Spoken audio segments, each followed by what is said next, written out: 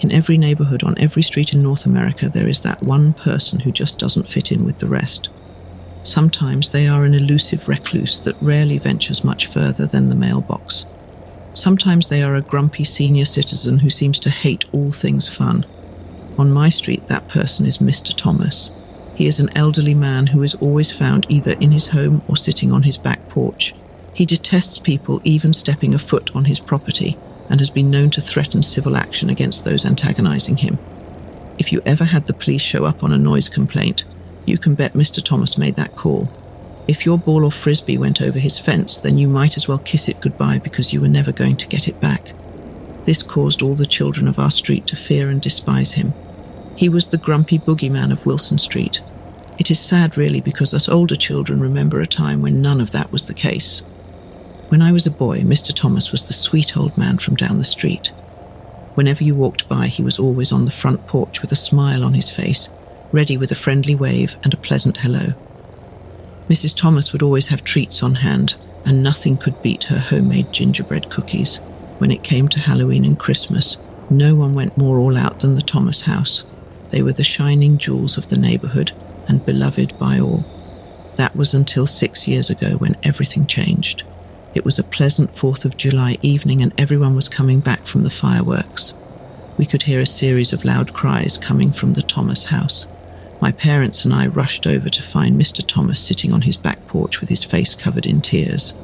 My parents asked what was wrong multiple times, and he just kept repeating the words, "She's gone." It didn't take them long to know who he was talking about, and they rushed in expecting to find Mrs. Thomas on the floor, having suffered a heart attack or stroke. However, multiple searches of the house turned up empty. They asked him again and again where she was, only to get the same answer of gone. The police came and took over questioning from there. However, they received no better answers than my parents had. After days of questioning and investigation, the police were forced to let him go, having no evidence of foul play. The neighborhood was abustle with rumors and theories about what happened to Mrs. Thomas.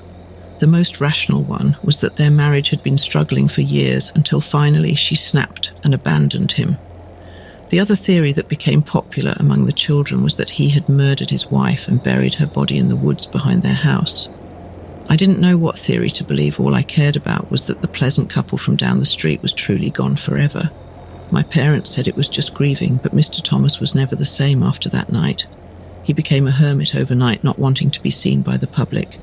His favourite chair on the porch became forever vacant, and his garden withered from neglect.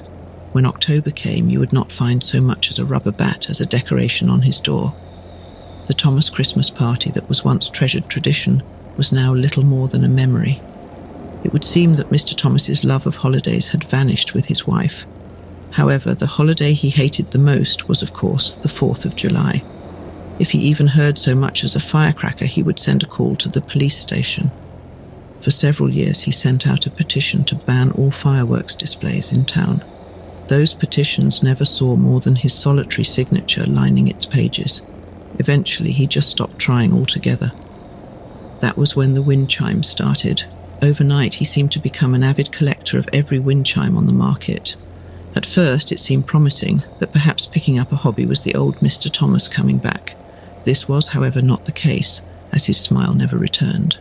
He placed wind chimes on every one of his doors and windows.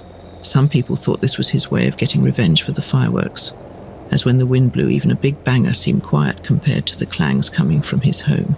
A few people debated on making a petition of their own, but in the end, no one had the heart to do it. Whether from fear or pity, everyone wanted to leave the old man alone. All that changed this 4th of July.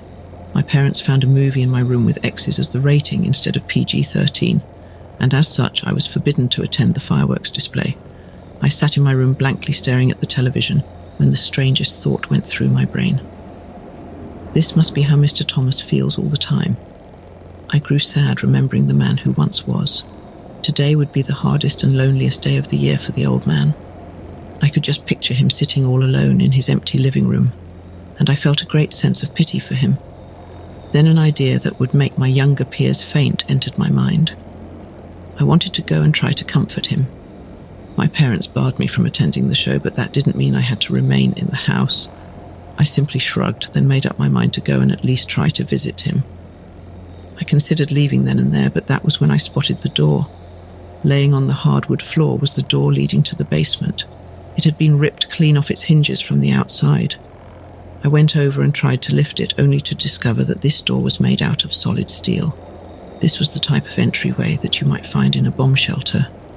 It possessed every type of lock known to man, and yet someone or something had torn it off as if it were plastic. I felt fear like I had never known take hold of me, and it was taking all my will not to run away screaming. Leading away from the basement was a trail of scratch marks heading toward the back door. It looked as if someone was dragged across the floor, fighting the whole way. A voice in my head was screaming for me to run, to go home and call the police.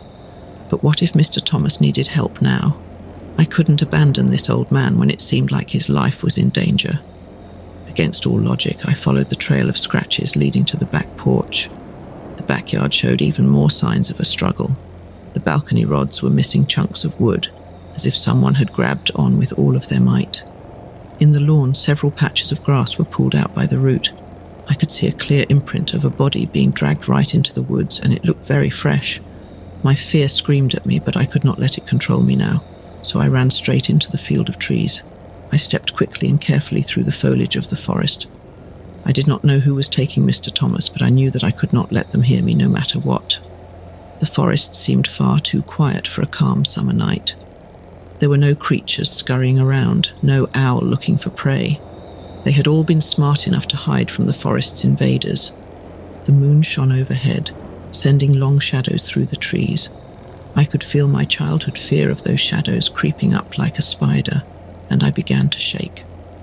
Looking back, it seemed to be so foolish to be afraid, for I was about to find out that there were things much worse than shadows and trees to fear. The trail ended in a small clearing, and there I could see Mr. Thomas kneeling in the dirt. I was about to call out to him, but that was when I noticed he was sobbing. I felt as if I had gone back in time, for those were the same sobs we had all heard exactly 6 years prior. He looked up into the dark trees on the other side of the clearing and began to beg. "Please just give her back. I don't care what happens to me, just give her back, you bastards." I thought for a moment that he may be suffering from a delusion, for we were alone out here, but that was when I saw them, and I had to stifle a scream. At the other end of the clearing, what I initially mistook for shadowy trees were actually figures. The figures were pitch black and impossibly long. Their bodies were completely disproportionate, with legs that were far too thick and arms that were far too thin. They had to stand at least 7 feet tall with elongated skulls. As my eye adjusted to the darkness, I could see no mouth nor nose on their face. They seemed to be covered in a layer of thick ooze. That was when I got a whiff of their scent and almost gagged. Their odour was beyond horrible and completely indescribable. There was nothing on this earth that matched their scent. It was at that moment that the thought occurred to me that these figures were just that, not of this earth. The thought had me gasping audibly before I could control myself. All of the figures' heads snapped to me at once, and I could see their eyes for the first time. My blood turned cold in my veins as I stared into those eyes, and in an instant I understood what those orbs in the drawings were. Their eyes were as black as their skin, and yet held a strange violet sheen to them. These were eyes that had seen countless worlds and galaxies, eyes that held the secrets of the universe, and now they were focused on me. A strange and nearly skeletal hand rose from the darkness. The hand bore only 3 fingers, and each tipped with a bulbous frog-like pad. 2 of the fingers curled, leaving one pointed directly at me. Mr. Thomas turned around and noticed me for the first time. His eyes held fear at first, then the eyes turned to a look of pure guilt and sorrow. A single tear fell from his left eye, and I knew he was apologizing to me.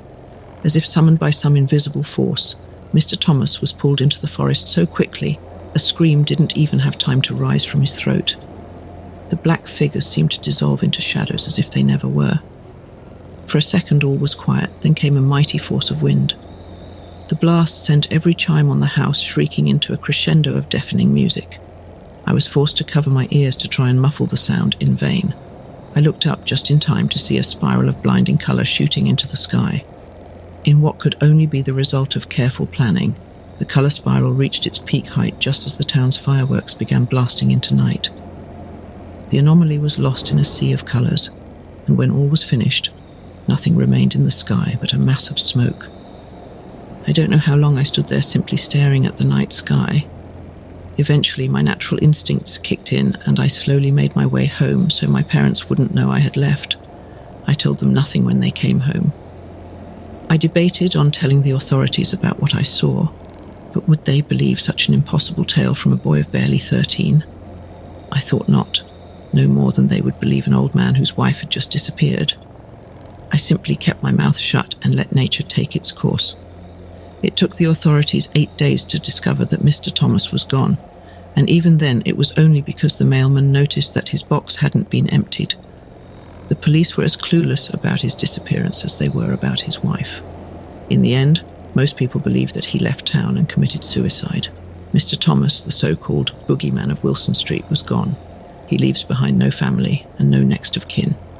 He only had 2 true pieces of inheritance, of which I am the sole benefactor. These are madness and the solitary knowledge that these creatures will be back.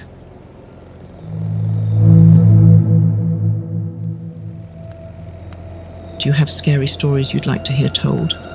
Send me an email at nocturnalreveries@proton.me. I will be sure to credit you. Don't forget to subscribe and hit the notification bell for more tales, both true and imagined. Until we meet again, I've been Basil, and you've been lovely. Thank you for watching, and we'll see you again soon. Good night.